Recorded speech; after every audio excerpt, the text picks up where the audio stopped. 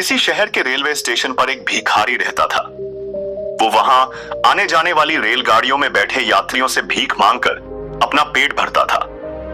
एक दिन जब वह भीख मांग रहा था तो सूट बूट पहने एक व्यक्ति उसे दिखा। उसने सोचा कि यह व्यक्ति बहुत अमीर लगता है, इससे भीख मांगने पर यह मुझे जरूर अच्छे पैसे देगा। वह उस व्यक्ति से भीख मांगने लगा। भिखारी को देखकर उस व्यक्ति ने कहा, तुम हमेशा मांगते ही रहते हो, क्या कभी किसी को कुछ देते भी हो? भिखारी बोला, साहब मैं तो भिखारी हूं, हमेशा लोगों से मांगता ही रहता हूं, मेरी इतनी औकात कहां कि किसी को कुछ दे सकूं। वह व्यक्ति बोला, जब किसी को कुछ दे नहीं सकते तो तुम्हें मांगने का भी कोई हक नहीं है। मैं एक व्यापारी हूं और लेन देन में ही विश्वास करता हूं। अगर तुम्हारे पास मुझे कुछ देने को हो तभी मैं तुम्हें बदले में कुछ दे सकता हूं। इतना कहने के बाद वह आदमी ट्रेन में बैठकर चला गया। इधर भिखारी उसकी कही गई बात के बारे में सोचने लगा। उस व्यक्ति के द्वारा कही गई बात उस भिखारी के दिल में उतर गई। वह सोचने लगा कि शायद मुझे भीख में अधिक पैसा इसलिए नहीं मिलता क्योंकि मैं उसके बदले में किसी को कुछ दे नहीं पाता हूं। लेकिन मैं तो भिखारी हूं, किसी को कुछ देने लायक भी नहीं हूं। लेकिन कब तक मैं लोगों को बिना कुछ दिए केवल मांगता ही रहूंगा। बहुत सोचने के बाद उस भिखारी ने निर्णय किया कि जो भी व्यक्ति उसे भीख देगा उसके बदले में यह भी उस व्यक्ति को कुछ जरूर देगा। लेकिन अब उसके दिमाग में यह प्रश्न चल रहा था कि वह खुद भिखारी है तो भीख के बदले में वह दूसरों को क्या दे सकता है। इस बात को सोचते हुए 2 दिन हो गए लेकिन उससे अपने प्रश्न का कोई उत्तर नहीं मिला था। तीसरे दिन जब वह स्टेशन के पास बैठा हुआ था तभी उसकी नजर कुछ फूलों पर पड़ी जो स्टेशन के आसपास के पौधों पर खिल रहे थे। उसने सोचा, क्यों ना मैं लोगों को भीख के बदले कुछ फूल दे दिया करूं। उसको अपना यह विचार अच्छा लगा और उसने वहां से कुछ फूल तोड़ लिए। अब वह ट्रेन में भीख मांगने पहुंचा। अब जब भी कोई उसे भीख देता तो उसके बदले में यह भीख देने वाले को कुछ फूल दे देता। उन फूलों को लोग खुश होकर अपने पास रख लेते थे। अब भिखारी रोज फूल तोड़ता और भीख के बदले में उन फूलों को लोगों में बांट देता था। कुछ ही दिनों में उसने महसूस किया कि अब उसे बहुत अधिक लोग भीख देने लगे हैं। वह स्टेशन के पास के सभी फूलों को तोड़ता था। जब तक उसके पास फूल रहते थे तब तक उसे बहुत से लोग भीख देते थे। लेकिन जब फूल बांटते बांटते खत्म होते थे तो उसे भीख भी नहीं मिलती थी। अब रोज ऐसा ही चलता रहा। एक दिन जब वह भीख मांग रहा था तो उसने देखा कि वही व्यक्ति ट्रेन में बैठा है जिसकी वजह से उसे भीख के बदले फूल देने की प्रेरणा मिली थी।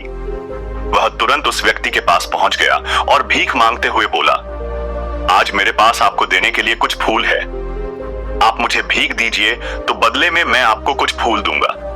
उस व्यक्ति द्वारा कही गई बात एक बार फिर से उस भिखारी के दिल में उतर गई। वह बार बार उस व्यक्ति के द्वारा कही गई बात के बारे में सोचने लगा और बहुत खुश होने लगा। उसकी आंखें अब चमकने लगी। उसे लगने लगा कि अब उसके हाथ में सफलता की वह चाबी लग गई है जिसके द्वारा वह अपने जीवन को बदल सकता है। वह तुरंत ट्रेन से नीचे उतरा और उत्साहित होकर बहुत तेज आवाज में ऊपर आसमान की तरफ देखकर बोला, मैं भिखारी नहीं हूं, मैं तो एक व्यापारी हूं, मैं भी अमीर बन सकता हूं। लोगों ने उसे देखा तो सोचा कि शायद यह भिखारी पागल हो गया है और अगले दिन से वह भिखारी उस स्टेशन पर फिर कभी नहीं दिखा। लेकिन 6 महीने बाद इसी स्टेशन पर 2 व्यक्ति सूट बूट पहने हुए यात्रा कर रहे थे।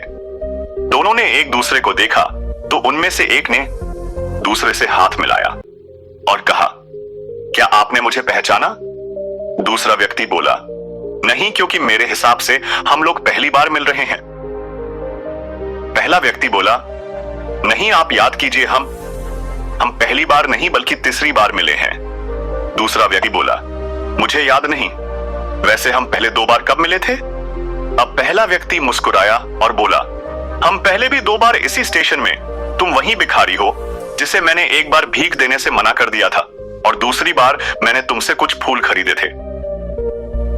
लेकिन आज तुम ये सूट बूट में कहां जा रहे हो और आजकल क्या कर रहे हो? तब पहला व्यक्ति बोला, हाँ, मैं वही भिखारी हूं, लेकिन आज मैं फूलों का एक बहुत बड़ा व्यापारी हूं और इसी व्यापार के काम से ही दूसरे शहर जा रहा हूं।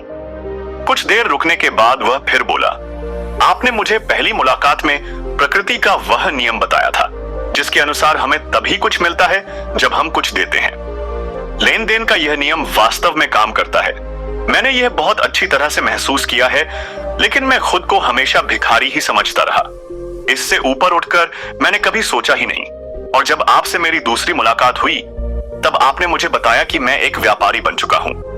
अब मैं समझ चुका था कि मैं वास्तव में एक भिखारी नहीं बल्कि व्यापारी बन चुका हूं। मैंने समझ लिया था कि लोग मुझे इतनी भीख क्यों दे रहे हैं, क्योंकि वह मुझे भीख नहीं दे रहे थे बल्कि उन फूलों का मूल्य चुका रहे थे। सभी लोग मेरे फूल खरीद रहे थे क्योंकि इससे सस्ते फूल उन्हें कहां मिलते। मैं लोगों की नजरों में एक छोटा व्यापारी था, लेकिन मैं अपनी नजरों में एक भिखारी ही था। आपके बताने पर मुझे समझ आ गया कि मैं एक छोटा व्यापारी हूं। मैंने ट्रेन में फूल बांटने से जो पैसे इकट्ठे किए थे उनसे बहुत से फूल खरीदे और फूलों का व्यापारी बन गया। यहाँ के लोगों को फूल बहुत पसंद है और उनकी इसी पसंद ने मुझे ये आज फूलों का एक बहुत बड़ा व्यापारी बना दिया। दोनों व्यापारी अब खुश थे और स्टेशन आने पर साथ उतरे और अपने अपने व्यापार की बात करते हुए आगे बढ़ गए। दोस्तों, इस कहानी से हमें बहुत कुछ सीखने को मिलता है। कहानी में व्यापारी गिव और टेक के नियम को बहुत अच्छी तरह जानता था। दुनिया के सभी बड़े व्यापारी इसी जीवन के नियम का उपयोग करके सफल हुए हैं। इस फॉर्मूले को उसने भिखारी को भी बताया। भिखारी ने इस प्राकृतिक नियम को अपना लिया और इसका असर उसके जीवन में साफ दिखाई देने लगा। उसने अपनी सोच बदली और उसकी जिंदगी बदल गई। यह कहानी हमें बताती है कि हम यदि अपनी सोच बदल लें तो कुछ भी हासिल किया जा सकता है। यदि हम खुद को छोटा समझते रहेंगे तो हम हमेशा छोटे ही बने रहेंगे। बड़ा बनने के लिए हमें अपनी सोच को बदलना होगा और खुद के बारे में बड़ा सोचना होगा। कहानी का सार यह है कि सफलता आपकी सोच में छुपी होती है। खुद का आत्मसम्मान जगाइए, अपनी सोच को बड़ा बनाइए और देखिए कैसे आप सफलता के शिखर पर पहुंच जाते हैं। यदि यह कहानी आपको अच्छा लगा हो तो इस वीडियो को अपने दोस्तों और रिश्तेदारों को भी शेयर करो। इसी तरह की प्रेरणादायक कहानी सुनने के लिए हमारा the stream of life YouTube channel को सब्सक्राइब करना ना भूलें। धन्यवाद।